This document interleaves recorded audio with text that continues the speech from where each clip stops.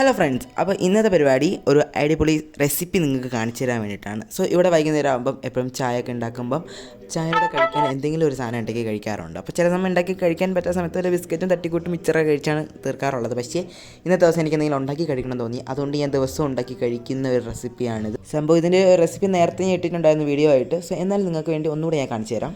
അപ്പോൾ ഇത് ഉണ്ടാക്കാനായിട്ട് നമുക്കൊരു പാത്രത്തിലേക്ക് ഒരു മുട്ട അല്ലെങ്കിൽ 2 മുട്ട നിങ്ങളുടെ ഇഷ്ടത്തിനനുസരിച്ച് മുട്ട എടുക്കുക. എന്നിട്ട് അതിലേക്ക് അല്പം പഞ്ചസാരയും അതുപോലെ തന്നെ കുറച്ച് പാലും കൂടി ചേർത്ത് മിക്സ് ചെയ്ത് മാറ്റി. നെക്സ്റ്റ് ഒരു പാൻ ചൂടാക്കാൻ വെക്കുക. അതിലേക്ക് നല്ല ഫ്രഷ് ഗീ, അതായത് നെയ്യ് ഒഴിച്ചു, അമൂലിൻ്റെ ഗീയാണ് ഞാൻ എടുത്തേക്കുന്നത്. എന്നിട്ടത് അതിനെക്കാട്ടിയും വലുതായിട്ടുള്ള ഒരു സ്പൂണ് കുത്തി ഇറക്കുക. കയറില്ല, കാരണം കുറച്ചും കൂടി ചെറിയ സ്പൂണ് വേണമായിരുന്നു. പിന്നെ എങ്ങനെയൊക്കെ നെയ്യ് കുത്തിത്തോണ്ടി എടുത്ത് നമ്മളെ പാനിലേക്ക് ഇച്ചിരി ഒഴിച്ചിട്ടുണ്ട്. എന്നിട്ട് നമ്മൾ എന്താണ് ചെയ്യണമെന്ന് വെച്ചിട്ടുണ്ടെങ്കിൽ നമ്മൾ നേരത്തെ ഉണ്ടാക്കിയ മുട്ടയുടെ മിക്സ് ഇല്ലേ, ആ മുട്ടയുടെ മിക്സ് എടുത്തിട്ട് നമ്മളൊരു ബ്രെഡ് എടുത്ത് നേരെ ഇതിലോട്ട് മുക്കുക. ഞാൻ കാണിക്കുമ്പോൾ ചേട്ടാ, ഇതിൽ നേരെ ഇങ്ങനെ മുക്കിയിട്ട് നമ്മൾ നേരെ ആ പാനിലോട്ട് വെച്ച് കൊടുക്കാം. ഓക്കെ, നെയ്യിൻ്റെ കറക്റ്റ് വരണം, കാരണം നെയ്യിൻ്റെ മണവും അതൊക്കെ നല്ല രസമാണ്. എന്നിട്ട് ഇതെല്ലാം കൂടെ അടുക്കി പറക്കി വെച്ച് നമുക്ക് നല്ലപോലെ ഫ്രൈ ചെയ്തെടുക്കാം. കരിഞ്ഞു പോകരുത്, അവിടെ തന്നെ നിൽക്കണം, കാരണം നമ്മൾ വേറെ എവിടെയൊക്കെ മരുന്ന് തെറ്റിപ്പോയി കരിപ്പട്ടായിപ്പോവും.